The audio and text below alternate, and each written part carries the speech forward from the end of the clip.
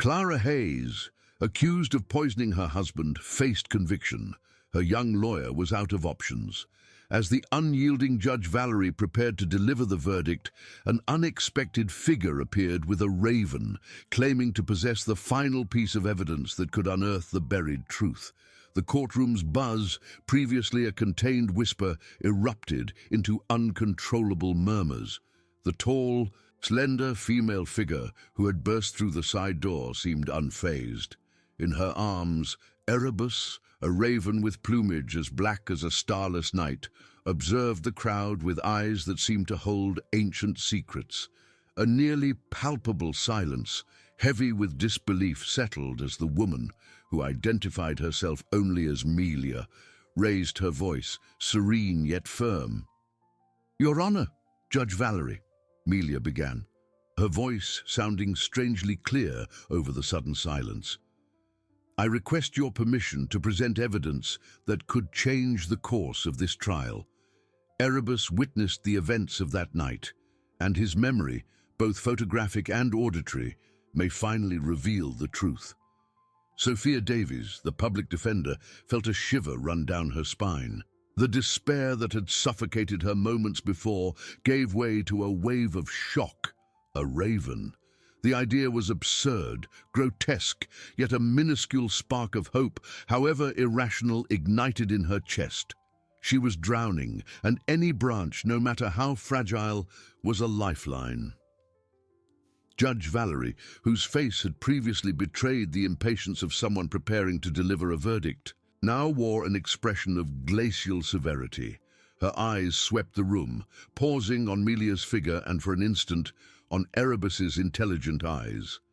The sharp sound of the judge's gavel reverberated, demanding order. "Madam! Melia!" The judge uttered the name with an almost imperceptible hesitation.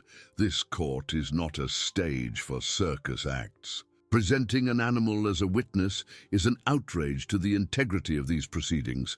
I ask that you withdraw immediately, or I will be forced to charge you with contempt." A collective gasp escaped the audience. Clara Hayes, seated beside Sophia, her face pale and eyes moist, raised her head. Her eyes pleaded, a silent plea for any chance, however small. "With all due respect, Your Honor," Melia retorted without a hint of fear in her voice. Erebus, on her arm, made a small movement with his head, as if attentive to every word. "This is not a spectacle, but a search for justice. Science has advanced, and Erebus's cognitive abilities are extraordinary. He does not lie. He has no hidden motives. He merely reproduces what he saw and heard. He may be the only eyewitness." Sophia, feeling an impulse she couldn't explain, stood up. "Your Honor, if I may," her voice trembled slightly, but she forced herself to maintain composure. "The defense is on the verge of losing this case due to a lack of concrete evidence to refute the circumstantial evidence. If Madame Melia claims to have a witness who was present at the facts and who can, in some way, reverse the scenario, I ask that, at the very least, she be granted the opportunity to explain how this witness can be validated. My client's life is at stake." Judge Valerie tapped her fingers on the bench, the sound rhythmic and tense. The atmosphere in the room was one of almost unbearable anticipation.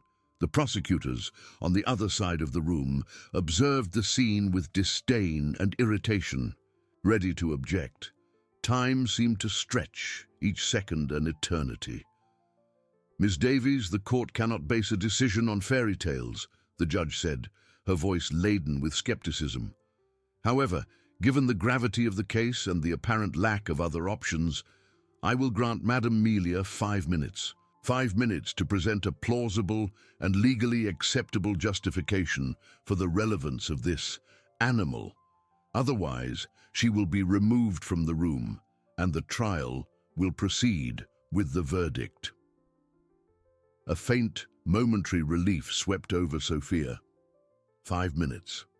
It was almost nothing, but it was something. The judge's decision hung in the air, a minimal concession that carried the weight of an improbable miracle. Clara's fate, once sealed, now depended on a mysterious trainer and a sharp-eyed raven. The silence in the courtroom was now absolute, all eyes fixed on Melia and Erebus. Melia exhaled slowly, her eyes meeting Judge Valerie's with an unwavering calm that seemed to defy the gravity of the moment. Erebus, on the woman's outstretched arm, ruffled his feathers slightly, a dry, subtle rustle that cut through the tension like a razor. "Your Honor," Melia began, her voice echoing clearly amidst the heavy air. "You are entirely right to question the validity of a non-human witness. However, modern science shows us that certain species possess cognitive abilities that far surpass our common understanding. Ravens, like Erebus, are renowned for their intelligence, their ability to solve complex problems, and, most crucially in this case, for an unprecedented eidetic and auditory memory."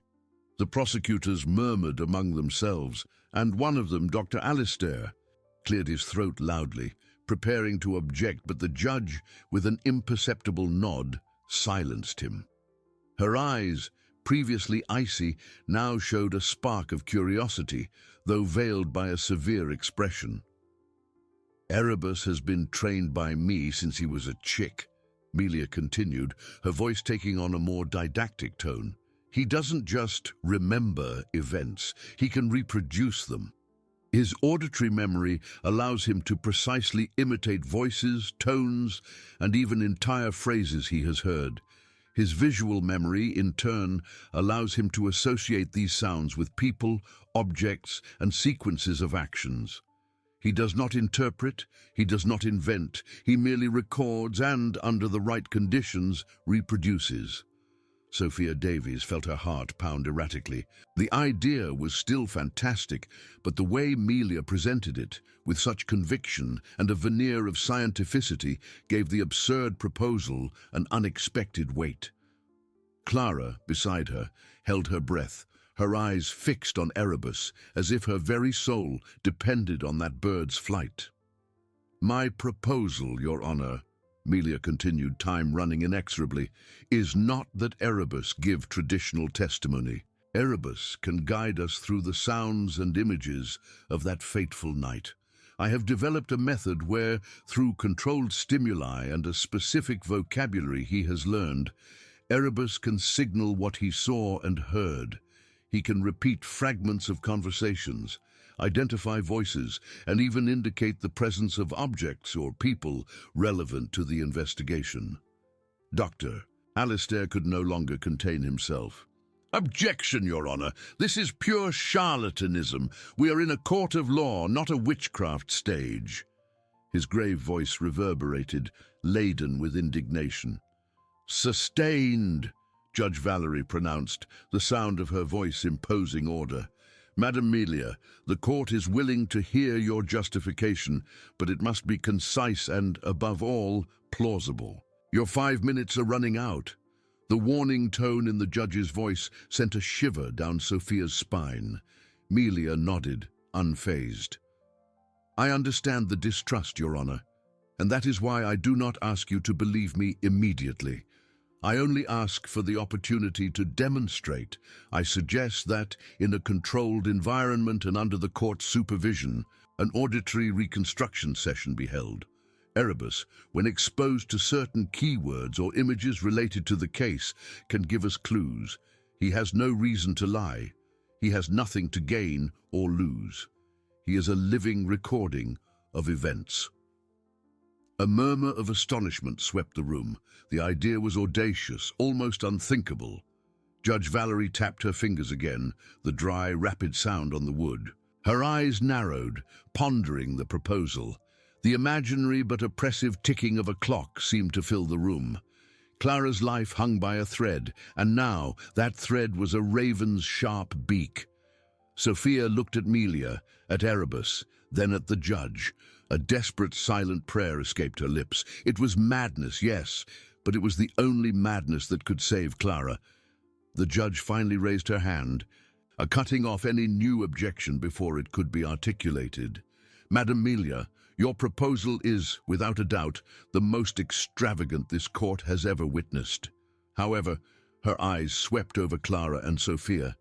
Given the nature of the circumstantial evidence and the apparent absence of direct evidence that the defense alleges, and only under the most rigorous judicial control, I will grant an opportunity, not for testimony, but for a preliminary demonstration of capacity. Tomorrow, at 10 o'clock in the morning, in this same room, with the presence of forensic experts and veterinarians appointed by the court, you will have 1 hour to demonstrate how Erebus can, in a verifiable way, reproduce information relevant to the events of that night.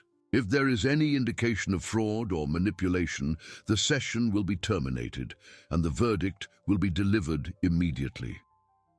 The judge's gavel came down with a dry thud, a final and decisive sound that sealed the fate of that day. The room erupted in a deafening buzz. Sophia felt a knot in her throat loosen, a wave of relief followed by paralyzing fear. 1 hour, a single hour to prove the impossible. Clara's fate, once sealed, now depended not only on a mysterious trainer and a sharp-eyed raven, but on a belief in something beyond human comprehension. Judge Valerie's gavel dissipated the courtroom's buzz, but not the echo of the decision that shook the foundations of that court. Sophia Davies felt her knees weaken. The momentary wave of relief gave way to a chilling dread. 1 hour, a single hour to prove the inexplicable.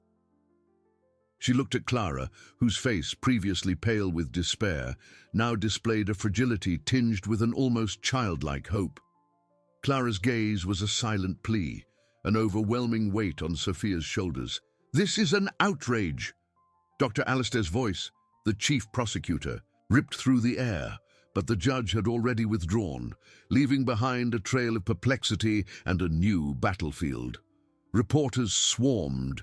Microphones pointed at anyone who dared utter a word.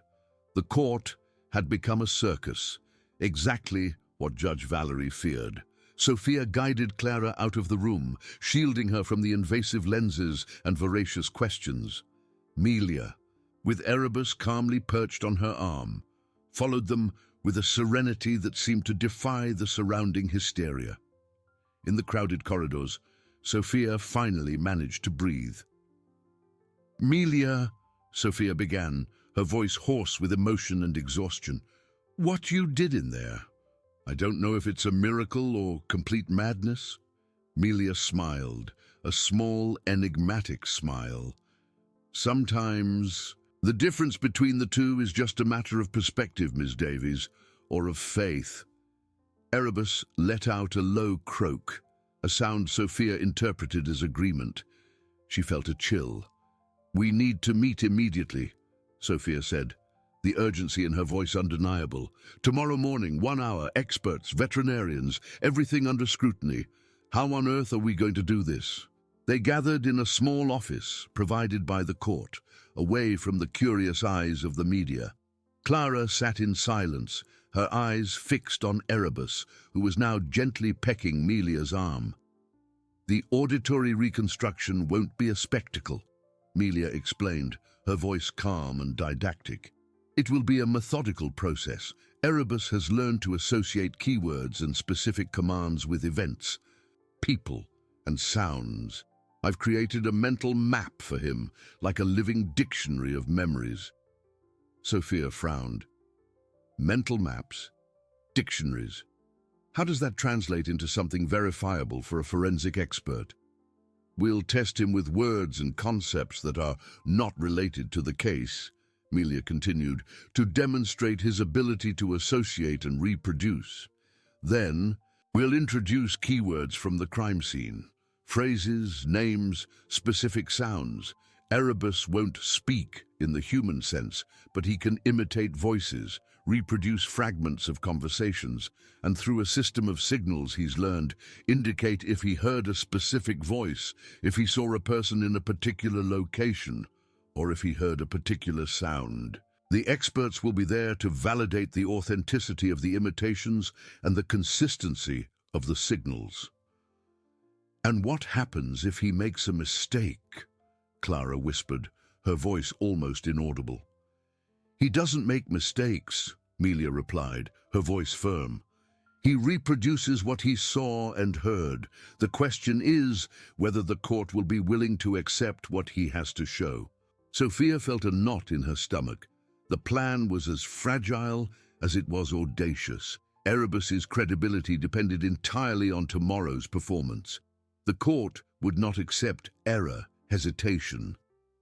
We need to anticipate every objection, Sophia pondered, rubbing her temples. The prosecutors will allege manipulation, suggestibility. The veterinarians will question the scientificity of the method. Do you have any proof, any history of success with this? Melia sighed, a slight shrug of her shoulders. My life and my work are with Erebus, not in courtrooms. But trust me, Ms. Davies, Erebus is more than a raven.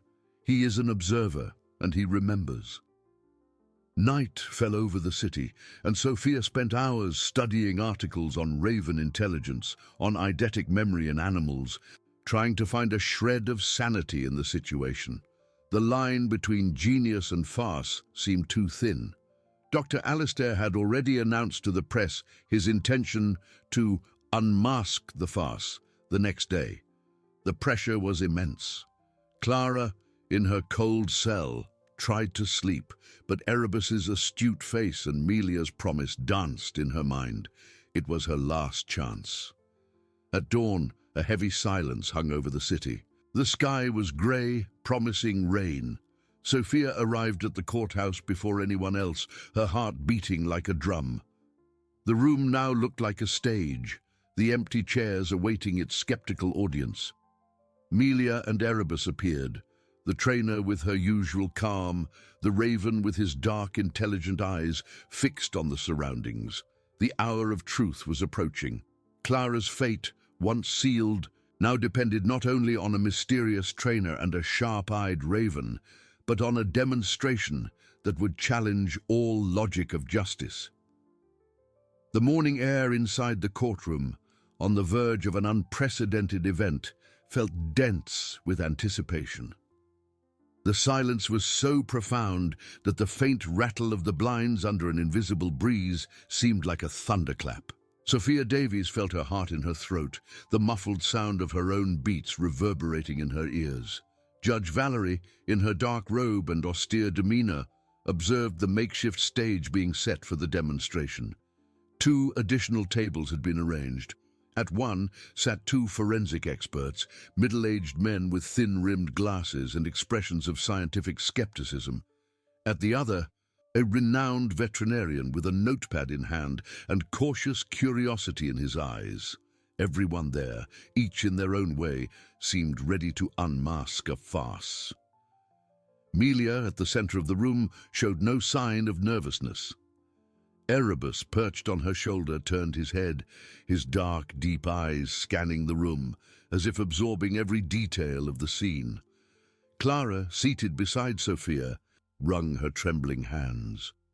Hope was a fragile flame in her gaze, threatened at any moment by the cold breeze of disbelief. "Madam Melia," Judge Valerie pronounced, her voice devoid of emotion, "the court is ready for your demonstration. Remember, time is limited, and any attempt at manipulation will result in the immediate annulment of this session." Melia nodded. "Understood, Your Honor." The trainer positioned Erebus on a low pedestal in the center of the room. In front of him, a white screen and a small set of cards with various symbols and colors. "Erebus and I have developed a communication system," Melia explained, her voice calm and didactic.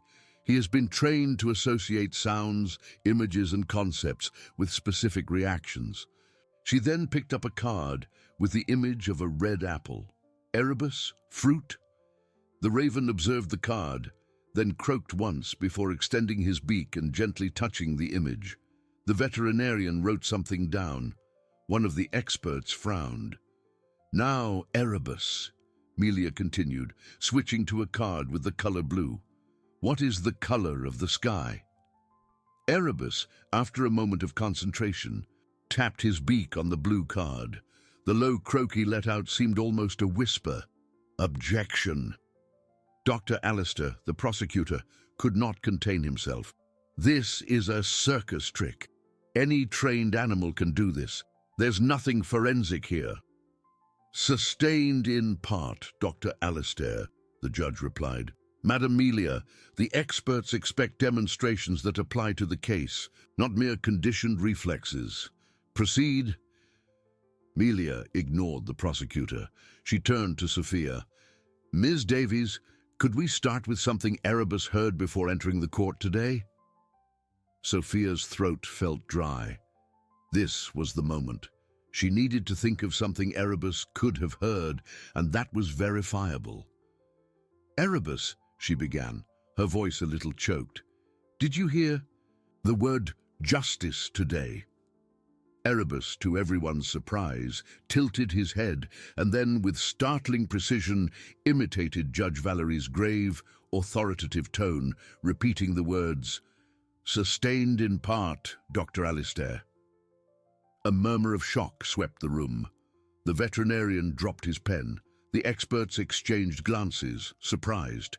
Dr. Alistair seemed to have lost his voice. Judge Valerie, for her part, remained impassive, but a slight tremor in her hand as she adjusted her glasses did not go unnoticed by Sophia. That is remarkable, the veterinarian murmured, scribbling furiously.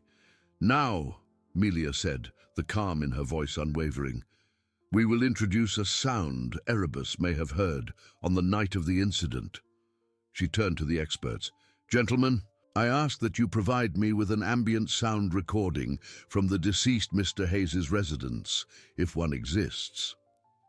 The older forensic expert, Dr. Caldwell, still recovering from the shock of the judge's imitation, nodded and picked up a small digital recorder. A low, monotonous sound of running water filled the room, accompanied by a distant mechanical click. Erebus, Melia whispered. Do you remember that sound? Where did you hear it? The raven remained motionless for a moment, his eyes fixed on the screen where a generic image of the Hayes mansion had been projected. Suddenly, he flapped his wings once, a dry, loud sound that echoed in the room, and flew directly to the screen, pecking forcefully at a specific window on the east side of the house, one that corresponded to the master bedroom. The experts leaned forward, their expressions now a mixture of fascination and intrigue. Sophia felt a stronger wave of hope flood her chest. That was no trick, that was something more. He doesn't just remember the sound, Melia explained, her voice almost a whisper, but one that resonated with authority, but also the visual and spatial context. He associated the sound with that window, that room. Where would the sound of running water be most prominent? The room was in absolute silence. All eyes were fixed on Erebus, who had now calmly returned to his pedestal, his astute eyes observing each of them. The preliminary demonstration time was running out, but what Erebus had shown in a few minutes had already shaken the foundations of that trial. The real question was no longer if he could remember, but what he would remember. The experts, who moments before had maintained a posture of professional reserve, now exchanged glances with poorly disguised perplexity. The older one, Dr. Caldwell, adjusted his glasses, his expression shifting from skepticism to genuine curiosity. That raven wasn't just reproducing sounds, he was connecting them to a mental map of the location. This is intriguing, the veterinarian murmured, his pen scratching paper again, but this time with an urgency that had been lacking before. The spatial association is clear. Coincidence! Dr. Alistair's booming voice broke the tense silence. He stood up, slamming his hands on the table. Intensive pre-trial training. Erebus was conditioned to associate the sound of water with the master bedroom window. This proves nothing about the night of the crime. Melia remained serene. Dr. Alistair, Erebus's ability goes beyond conditioning. He doesn't just associate a sound with an object. He associates the sound with a context. The recording provided by your own experts was generic, an ambient sound. Erebus identified the point of greatest prominence of that sound, linking it to his visual memory of the residents. Judge Valerie, with a penetrating gaze, gestured for Alistair to sit down. "Your objection is noted, Doctor.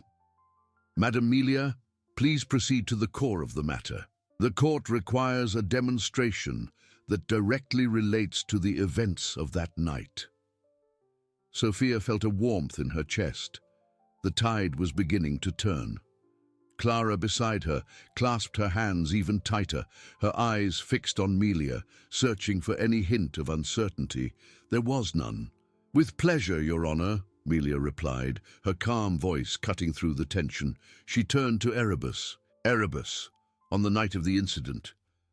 Master bedroom. Voices." The perched raven, his dark, astute eyes seeming even deeper, tilted his head. A heavy silence descended upon the room, so dense that the sound of Sophia's own breathing seemed to echo. Erebus remained motionless for a long moment, which felt like an eternity. Dr. Alistair smiled, a smug smile, certain that the farce had come to an end. Suddenly, Erebus flapped his wings once, a dry, strong sound. He flew gracefully to the screen, not to the window, but to a specific point in the master bedroom that had been projected, the bedside table next to Mr. Hayes's bed. With his beak, he touched an indistinct object that appeared to be a glass of water. Then, something astonishing happened. A low, hissing sound filled the room, a sound that seemed like the dry whisper of a vial being opened, followed by the almost imperceptible clinking of something being added to a liquid. And then a voice. Not Clara's voice. It was a deep, masculine voice, whispering with a cold, calculating intensity. "The last step is done. No traces." An electric shock ran through the room. Dr. Alistair paled. His smile vanished, replaced by an expression of horror. The forensic experts leaned forward, their eyes wide, and began to scribble frantically. The veterinarian dropped his pen to the floor, the tiny sound seeming like thunder in the absolute stillness that followed. Clara let out a muffled gasp, her eyes moist with a mixture of disbelief and relief. Sophia, feeling her blood run cold, realized that this was the turning point. The voice, the words. No traces. Not just a confession, but the revelation of a meticulous plan, and of an executor who was not her client. Judge Valerie, who had maintained her unwavering composure, finally revealed a crack in her facade. Her eyes widened slightly, and she brought her hand to her throat, as if feeling a lump there. Melia, oblivious to the emotional chaos she had unleashed, walked calmly to Erebus, who had now returned to his pedestal, his eyes fixed on the room, seemingly observing everyone's reaction. "As you can see, Your Honor," Melia said, her voice a whisper that resonated with authority, "Erebus doesn't just reproduce fragments, he contextualizes them. He shows us where and when and who was there." She looked directly at Dr. Alistair, who was visibly shaken. "The voice you heard does not belong to Miss Clara Hayes, and the words, 'The last step is done, no traces,' suggest an involvement far beyond what has been presented to this court." The room remained in a stunned silence. The preliminary demonstration was over, but the real trial, the trial of truth, seemed to have only just begun. The identity of that voice, the implication of those words, hung heavily in the air, forever changing the course of justice in that courtroom. The stunned silence that followed Erebus's chilling whisper was brutally broken. Dr. Alistair, who moments before had worn a smug smile, was now ashen, his mouth opening and closing in a mute effort to form words. The forensic experts, who had arrived with academically polished skepticism, now stood, their pens dropped, looks of shock and disbelief etched on their faces. Judge Valerie, whose unwavering demeanor was a trademark, finally revealed a crack in her facade. The tremor in her hand, as she adjusted her glasses, became more pronounced, and she brought her hand to her throat, as if a stone had lodged there, choking her voice. Her eyes, previously distant and observant, now fixed on Erebus, then on Melia, and finally on a perplexed Dr. Alistair. Order! Order in this court! The judge's voice, though slightly choked, erupted, cutting through the growing murmur that was beginning to spread through the room. She banged her gavel with unusual force, the sound echoing with shocking finality. "Dr. Alistair, compose yourself. Miss Davies, do you have anything to add?" Sophia, her heart pounding in her chest, felt the ground beneath her feet steady for the first time in weeks. Hope, once a fragile flame, was now a consuming fire. She stood up, her voice firm, though emotion vibrated in her tone. "Your Honor, this is irrefutable evidence." The voice Erebus reproduced, the words, "No traces." Not only exonerate my client, Ms. Clara Hayes, but also point to a conspiracy and an as-yet unidentified perpetrator. She gestured to the experts. "I ask that this court order an immediate analysis of the recording made by Erebus to identify the voice. Furthermore, I request that the investigation be reopened, focusing on individuals who may have had access to the deceased Mr. Hayes's room, based on the new information provided by this unprecedented testimony." Dr. Alistair finally found his voice, though it sounded hoarse and desperate. "This is absurd, Your Honor. It's a trick, a fraud. An animal cannot be a witness. Erebus may have been conditioned to emit these sounds." Melia, who had remained silent, stepped forward. "Dr. Alistair, Erebus was not conditioned to reproduce a specific voice with such complex words and such precise context. He recorded them. His memory is auditory and photographic. If there is fraud here, it is in the attempt to ignore the truth that presents itself." Judge Valerie closed her eyes for a brief moment, as if pondering the weight of each word. Clara's fate, the court's prestige, the very notion of justice, everything was at stake. She opened her eyes, her expression serious, but with a gleam of decision. "The court recognizes the extraordinary nature of this demonstration," the judge pronounced, her voice now regaining its firmness, though with solemn gravity. "Erebus's testimony is, without a doubt, a precedent. However, the recording of the voice and the words spoken are evidence that cannot be ignored. Dr. Alistair, your objection is understood, but the circumstances demand a more thorough investigation." She turned to the older forensic expert, Dr. Caldwell. "Dr. Caldwell, the recording of Erebus's reproduction will be immediately submitted for forensic voice analysis. All individuals who had access to the Hayes residence on the night of the incident and in the days preceding it must be re-evaluated. This court declares a 3-day recess to allow authorities to investigate this new and crucial evidence." A collective gasp of relief and surprise filled the room. Clara collapsed into her chair, tears streaming freely down her face. But this time, they were tears of hope. Sophia felt a knot in her throat, a mixture of triumph and exhaustion. They had turned the tables. Melia, with a faint, almost imperceptible smile, stroked Erebus's head, who was calmly perched on his pedestal, observing the chaos he had caused. His dark eyes seemed to contain the wisdom of ages, the knowledge of secrets that only he could unravel. "Ms. Hayes," the judge continued, looking at Clara with a new expression of consideration, "and Ms. Davies, you are dismissed for now. The court will resume in 3 days with a renewed focus on the new evidence." Clara gripped Sophia's hand, squeezing it with desperate strength. The flame of hope in her eyes now shone with fierce intensity. The voice in the master bedroom. The last step. No traces. The true killer was about to be unmasked, and the hunt for him, driven by a raven's memory, had only just begun. The court rose as Judge Valerie banged the gavel once more, adjourning the session, but opening a new and unpredictable chapter in the search for truth. Judge Valerie's gavel reverberated like distant thunder, ending the session with abrupt formality. The buzz that had previously dominated the courtroom transformed into a contained murmur as those present began to disperse. Sophia felt overwhelming relief, mixed with deep exhaustion. The pressure she had endured for months finally seemed to be easing.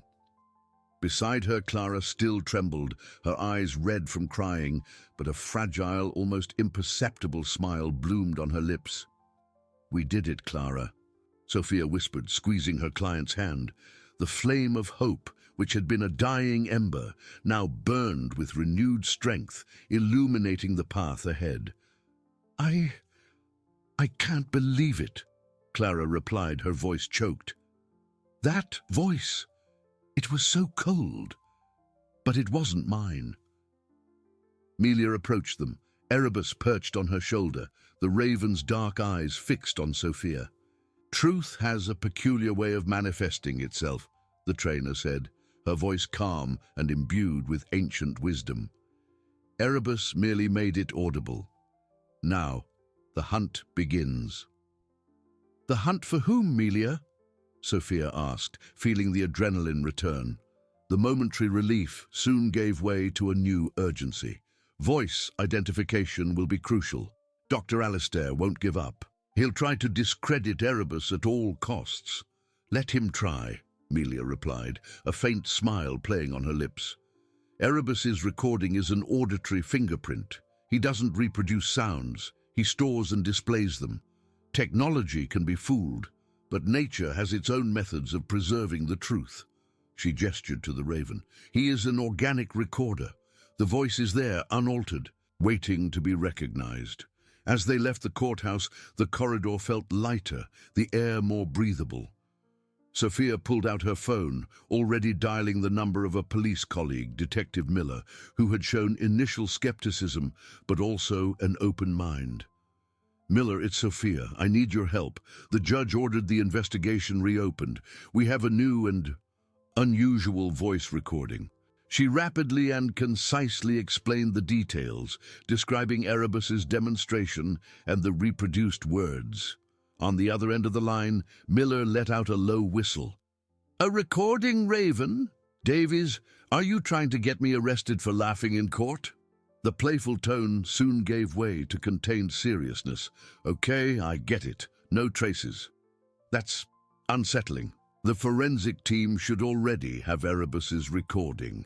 We'll have to check all neighborhood security cameras, list everyone who had access to the house in the days leading up to the incident. Anyone with a male voice that fits the profile. This is going to be hell." "It's not hell, Miller," Sophia corrected, her voice firm. "It's justice, and we have 3 days. The clock is ticking." In the following hours, Sophia and Clara took refuge in Sophia's small office. The lawyer immersed herself in papers, reviewing the list of all individuals who had any connection, however remote, to the deceased Mr. Hayes. Employees, business partners, close friends, even service providers. Clara, exhausted, tried to recall any detail, any conversation, any whisper that might have escaped amidst the routine. "Did he have many enemies?" Sophia asked, flipping through financial reports. Clara closed her eyes, taking a deep breath. "Not that I knew of. He was a businessman, yes, but always discreet. He never told me about direct threats." She opened her eyes, a memory surfacing. There was a partner, a former business associate, Charles Blackwood. They had a nasty falling out a few years ago over a failed investment. Blackwood lost a lot of money, and he always had a deep voice. The name Charles Blackwood echoed in the small office. Sophia wrote it down, feeling a chill. Judge Valerie had given them 3 days. The deadline seemed simultaneously an eternity and a blink of an eye. With each passing minute, the pressure mounted. Erebus's voice recording was the key, but finding the lock in the vast tangle of secrets and lies would be the real test. Night fell, the city's silence engulfing the office. But Sophia's mind buzzed, aware that the real game was only just beginning now. In the shadows, the court had illuminated. The pre-dawn hours in Sophia's office brought no rest, only an intensification of the vigil. The silence, once oppressive, now hummed with the urgency of the task. 3 days. With each tick of the clock, Clara's chance either faded or solidified. Sophia, her mind still ablaze, reviewed documents, her coffee cup already cold beside her. The name Charles Blackwood hammered in her head. The pale morning sun had barely begun to peek through the blinds when Sophia called Miller. "Any news on the voice analysis?" she asked without preamble. On the other end, the detective's voice sounded tired, but with a hint of optimism. "Looks like it, Davies. The experts are perplexed. Erebus's recording is clean. No signs of manipulation or conditioning. It's a direct reproduction. They're working on a database, trying to cross-reference with voice samples." A heavy sigh. "But it's not easy. Deep voice is a trait, not a unique fingerprint. We need a sample from Blackwood." "Then we'll get one," Sophia replied, adrenaline pulsing. "Have you located him yet?" "He's at home, on the outskirts of the city. He has a history of shady business dealings, but nothing that directly links him to violent crimes," Miller informed. "We'll approach him under the guise of a routine review of witnesses who had access to Mr. Hayes's house. It's our best chance to get a voice sample without alerting him." While Miller and his team prepared, Sophia focused on Clara. The client, exhausted but with her eyes fixed on a less gloomy future, tried to unravel more details about Blackwood. "He was a proud man," Clara began, her voice weak as Sophia handed her a glass of water. "When the business with my husband collapsed, he lost a lot. He blamed Daniel for everything. I remember once at a dinner, years ago, he was agitated and said Daniel would pay dearly for his ruin. Daniel just laughed, dismissive." "Daniel laughed? Even with the threat?" Sophia questioned, writing down every word. "Daniel always underestimated others. It was one of his flaws. He thought he was invincible." The afternoon brought a growing nervousness. Sophia awaited Miller's call, her heart racing with every phone vibration. The press, previously relentless, was now in a different frenzy, speculating about the Raven witness and the reopening of the case. Clara Hayes's name, once synonymous with Black Widow, was now associated with a giant question mark. Finally, Miller's call. "We got Blackwood's voice sample. It was a short conversation, but clean. He was annoyed by the approach, but didn't resist. It's already with the experts." Sophia's relief was almost physical. Now we cross our fingers and wait. This could take hours, maybe all day.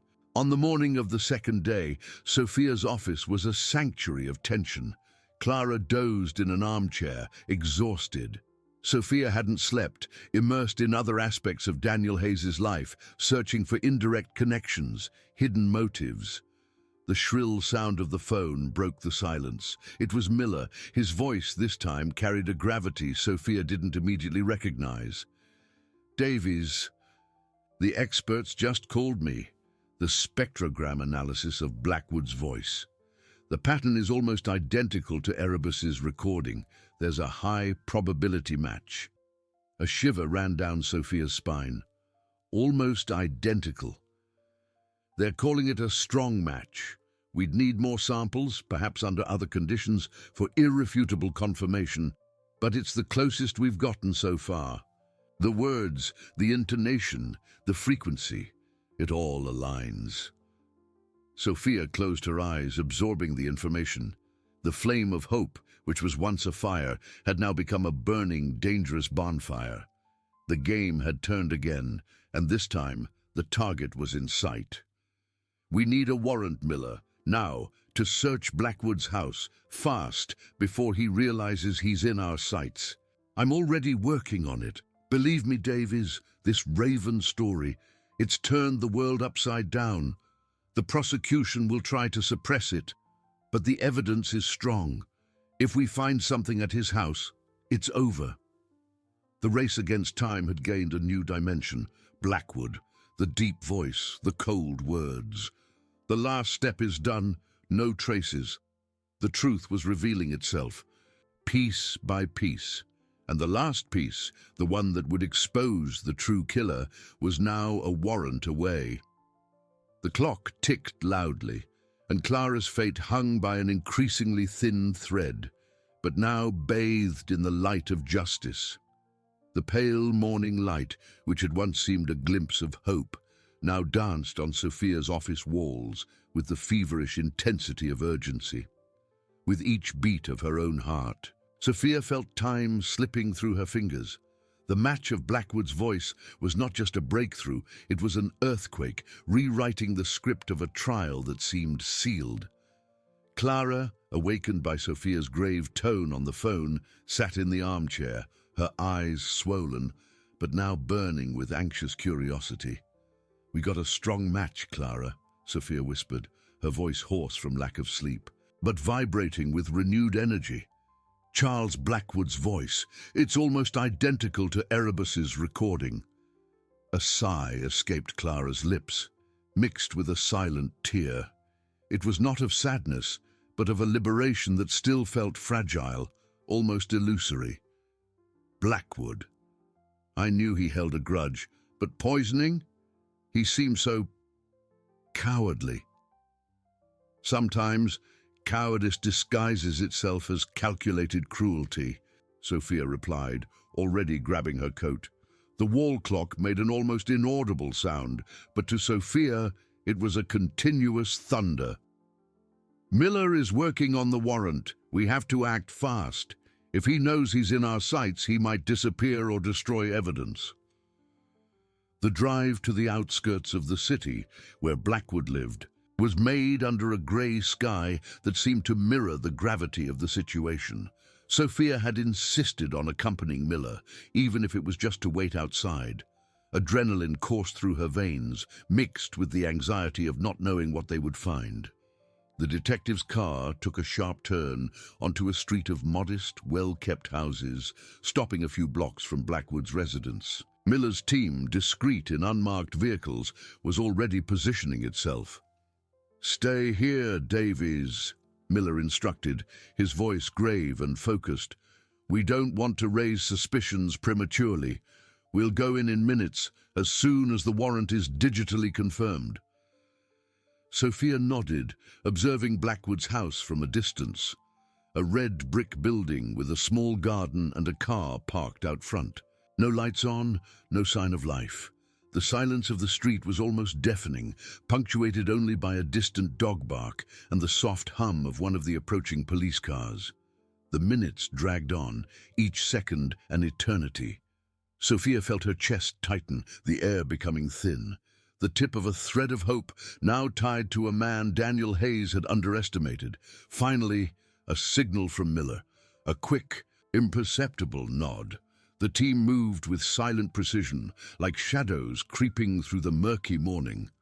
A hollow sound briefly reverberated in the air as the front door gave way, and the officers entered. Sophia waited. 10 minutes, 20, 30. Her heart beat a frantic rhythm against her ribs. Would they find anything? Or was Blackwood smarter than he seemed, and Erebus's voice would be just another clue leading to a dead end? Despair threatened to infiltrate, but she pushed it away with the same vehemence with which she fought in court. Suddenly, the radio in Miller's car, left on the passenger seat, emitted a crackle and a muffled, tense voice. "Miller, we found something in the basement. A kind of makeshift lab." Sophia's heart leapt. Containers labeled vials, protective gear, and a diary. Detective Miller emerged from the house moments later, his face serious, but with a gleam in his eyes that Sophia recognized as the fire of confirmation. He opened the car door and sat beside her, the sound of the seatbelt clicking in the tense air. "We found the viper's nest," he said, his voice low but laden with grim satisfaction. Blackwood not only had a lab to manipulate substances, but he also kept a diary. He detailed every step, every experiment, as he called it. And most shockingly, Miller paused, taking a deep breath. He was studying a specific toxin known to cause organ failure slowly, simulating natural causes. The description of the method is identical to what killed Daniel Hayes. Sophia felt a chill run down her spine, but it wasn't fear. It was triumph, a bitter but undeniable victory. The truth, camouflaged under the discretion and coldness of an old grudge, finally emerged. "And Blackwood?" Sophia asked, her voice almost a whisper. "He wasn't home," Miller replied, frustration evident in his tone. "He must have felt the pressure, but he won't get far. The forensic team is on site. With the diary and the lab, we have more than a voice match. We have the motive, the means, and the confession." The light of justice, which was once just a thin thread, now transformed into a powerful beam, sweeping away the shadows of doubt. The hunt was over, but the battle to bring Blackwood to justice was just beginning. Sophia felt the accumulated exhaustion, but also an unshakable strength. Judge Valerie's gavel would soon strike again, but this time the reverberation would seal a very different fate than what awaited Clara Hayes. The courtroom was charged with a different kind of anticipation. The news of the discovery at Blackwood's residence, though not yet officially released, seemed to hang in the air like a secret about to explode. Sophia entered the room with a renewed posture, her head held high, her eyes fixed on the prosecution's bench. Prosecutor Lucille, who until then seemed to have absolute control, displayed an expression of caution, a glint of uncertainty in her sharp gaze. Clara Hayes, seated beside Sophia, squeezed her hand. The touch conveyed gratitude, but also a palpable anxiety. She had been through hell, and hope, now so vivid, was almost frightening in its intensity. Erebus, in his covered cage, was silent, his crucial role already fulfilled, but his presence was still a reminder of the invisible thread that connected everyone. When Judge Valerie entered, the sound of her gavel echoed with renewed seriousness, but this time Sophia did not feel the tightness in her chest. It was a call to action, not resignation. "Ladies and gentlemen," the judge began, her voice echoing gravely, "we have had a significant development in this case that requires the re-evaluation of some evidence and the possible introduction of new evidence." She looked directly at Sophia, a spark of curiosity in her eyes. Sophia stood up, her voice firm and clear, nervousness replaced by unwavering conviction. "Your Honor, the defense requests permission to present newly acquired evidence, which sheds definitive light on the innocence of my client, Ms. Clara Hayes, and points to the true perpetrator of Mr. Daniel Hayes's death." Lucille stood up, the objection already on her lips, but the judge restrained her with a gesture. "Proceed, Ms. Davies. The court is interested in any evidence that can clarify the truth," Sophia signaled. Two officers entered, one carrying a sealed evidence box, the other with a monitor and a projector. As the material was prepared, Sophia began to narrate, her voice weaving a tapestry of facts. She described Erebus's recording, the voice match with Charles Blackwood, and the search that led to his residence. "This morning, a team led by Detective Miller under a judicial warrant raided the residence of Mr. Charles Blackwood," Sophia declared, her gaze sweeping the jury. "There, they discovered a makeshift laboratory in the basement containing a series of chemical reagents and specialized equipment for the manipulation of toxic substances." A murmur ran through the room. Sophia paused, allowing the information to settle, and most crucially, Your Honor, a diary was found, a diary that meticulously details step by step the formulation and administration of a slow-acting toxin designed to simulate natural causes, causing multiple organ failure. The description in the diary is identical in all its aspects to the cause of Mr. Daniel Hayes's death. Images of the makeshift lab and pages from the diary, digitized and enlarged, appeared on the large screen. Blackwood's handwriting, his meticulous notes, the chemical diagrams, everything was visible to the court.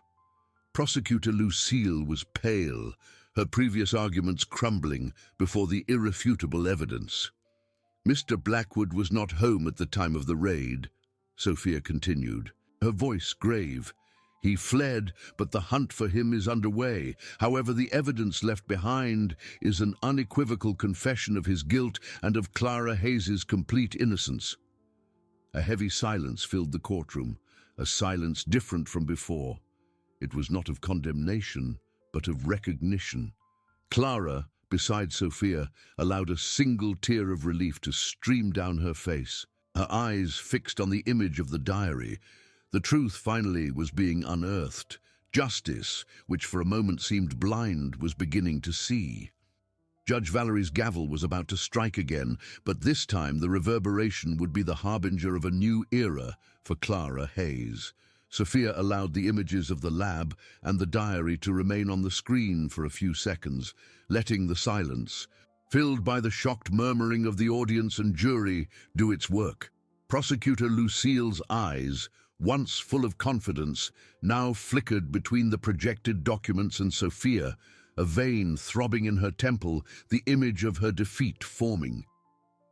"The evidence doesn't stop there, Your Honor," Sophia continued, her voice like a steel thread. "The forensic team, still on site, has already confirmed the presence of chemical substances in Blackwood's lab that are direct precursors to the toxin detailed in his diary.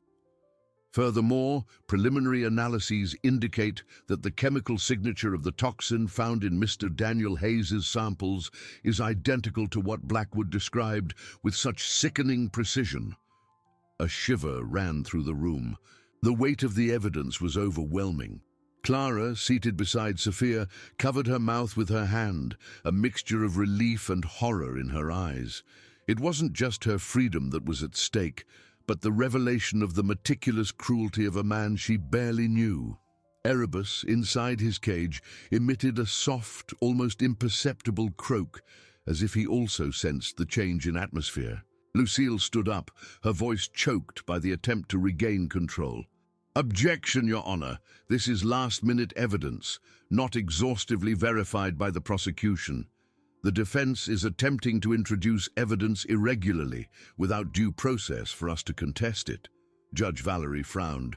"Ms. Lucille, the gravity and nature of this evidence demand immediate consideration. A person's life is at stake. Ms. Davies, the forensic evidence is preliminary, but the diary documentation is clear. What does the defense suggest as the next step?" "Your Honor, in light of the detailed confession contained in Mr. Blackwood's diary, corroborated by the discovery of his laboratory and the evidence of the toxin match, the defense requests that all charges against Ms. Clara Hayes be immediately dropped," Sophia declared, her voice resonating with authority. "The evidence unequivocally points to Charles Blackwood as the sole perpetrator of Mr. Daniel Hayes's murder. Keeping Ms. Hayes under accusation would be a blatant injustice." A tense silence hung over the courtroom. The jury, previously skeptical and fixed on the image of Clara as the Black Widow, now looked at her with eyes full of new understanding, perhaps even remorse. Lucille, regaining some composure, tried one last gambit.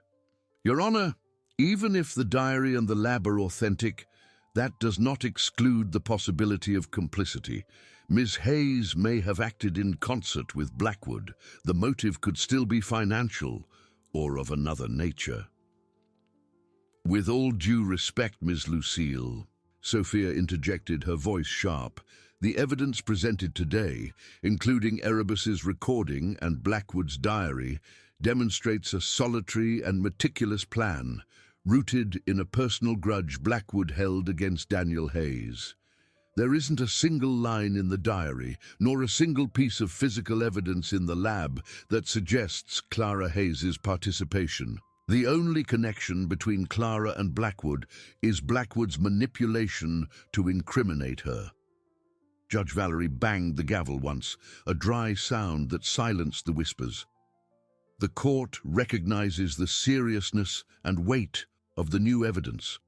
The prosecution will have the opportunity to exhaustively review the seized material and forensic analyses. However, in light of what has been presented, the current charges against Ms. Clara Hayes cannot proceed without substantial review. She looked directly at Lucille. Ms. Lucille, the court awaits a proposal from the prosecution on how it intends to proceed, if at all, in light of these revelations. This court is in recess until tomorrow morning. Ms. Hayes is released on bail, on the condition that she remain in the city and in contact with her defense counsel. The judge's gavel struck again, this time with a finality that resonated like a bell of freedom. A muffled cry of relief escaped Clara's throat, and the tears that were once of despair were now of overwhelming gratitude. She turned to Sophia, her eyes moist, but shining with a light unseen for months. "Sophia, adieu," she whispered, her voice choked. Sophia smiled, a genuine and tired smile, but full of victory. "It's not over, Clara, but the storm has passed. Now, the sun can begin to shine again." As the courtroom emptied, the murmur of conversations and the bustle of reporters were a testament to the dramatic turn of events.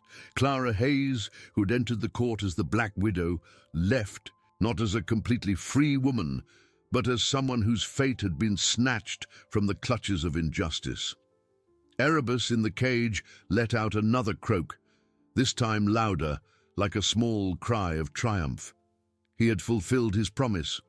The truth, after all, had its own wings to fly. The courtroom buzz transformed into a roar as Judge Valerie's gavel struck for the last time. Reporters rose in unison, microphones pointed, cameras flashing. The figure of Clara Hayes, once cornered by the public lens as a criminal, was now the center of a dramatic turnaround. She trembled, not from cold, but from an emotion so overwhelming she could barely breathe. Sophia's hand squeezed hers, silent support amidst the chaos that ensued. "Come on, Clara," Sophia whispered, guiding her through the forming crowd. The faces, once full of condemnation, now displayed a mixture of curiosity and, in some, even a glimpse of remorse. The image of Clara, pale, but with eyes moist with newly found hope, was powerful. She felt the weight of every gaze, but for the first time it was not the weight of guilt, but that of the liberation beginning. Upon leaving the courthouse, the cold afternoon air felt like an embrace. The sunlight, filtering through the clouds, seemed brighter. A small group of curious onlookers and a few more persistent reporters gathered in front of the building. Sophia, her voice firm, made a brief statement to the journalists, reiterating Clara's innocence and the gravity of the evidence against Charles Blackwood. She allowed no questions, shielding Clara from the harassment. Inside Sophia's car, the silence was almost deafening after the cacophony of the courtroom and the street. Clara looked to the side, at Erebus's covered cage, which was now on her lap. She removed the cover, revealing the raven who stared at her with his intelligent eyes. You saved us, Erebus," Clara whispered, her voice still choked. She extended a finger, and the raven brushed his head against it, a gesture of recognition. Tears rolled again, but this time they were of pure relief, almost startling in their intensity. The idea that a raven could be the herald of her freedom was almost mystical. Sophia drove in silence for a while, allowing Clara to process the moment. She knew the legal battle was not entirely won. Blackwood was still at large, and although the charges against Clara had been suspended, the prosecution could still try to find a way to revive them or to link her to the crime in some way.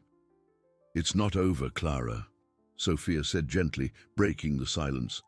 You're free on bail, and that's an immense victory, but Prosecutor Lucille is cunning.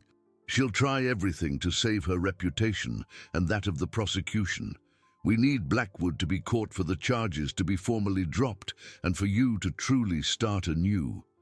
Clara nodded, the initial effusiveness of joy giving way to a more sober understanding. I know, Sophia, but for a moment I felt like it was all over, that I was free. She looked at the passing landscape outside the window, as if seeing a new world. Where are we going? To my place, Sophia replied. It's safer and more discreet for now, and you need a place to rest away from all this. We need to talk about the next steps, and the police are still looking for Blackwood. The sooner he's found, the sooner all this ends for good.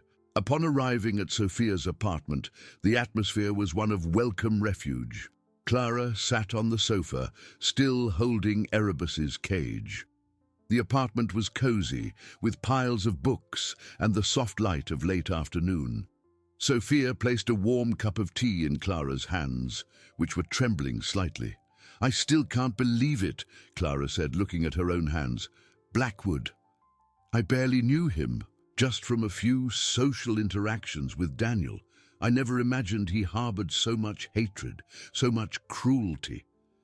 The revelation of Blackwood's meticulous plot, detailed in his own diary, was almost more terrifying than the prospect of her own conviction. He wasn't just a criminal, he was an architect of pain. Sophia sat beside her. He was a psychopath with a plan. His revenge was cold and calculating.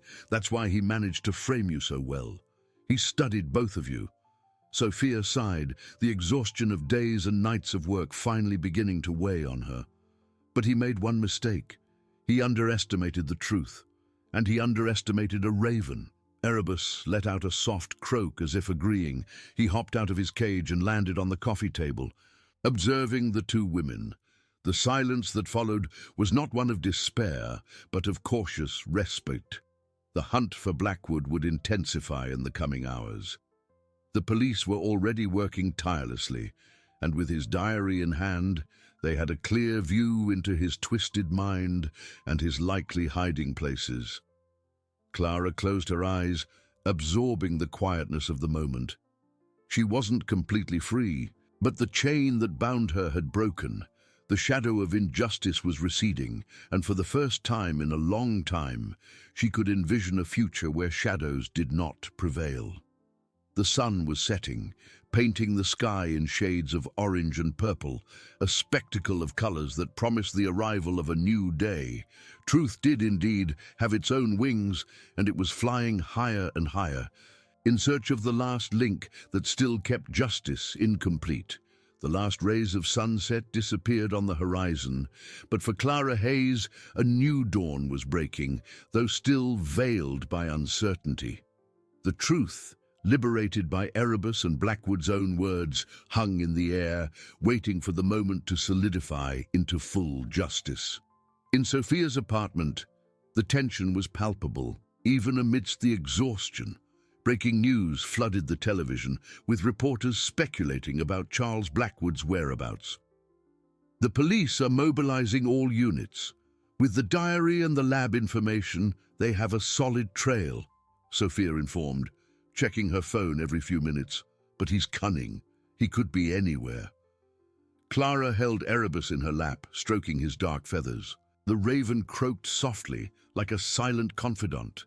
The image of that bird, once an exotic curiosity, was now the personification of hope and reversal.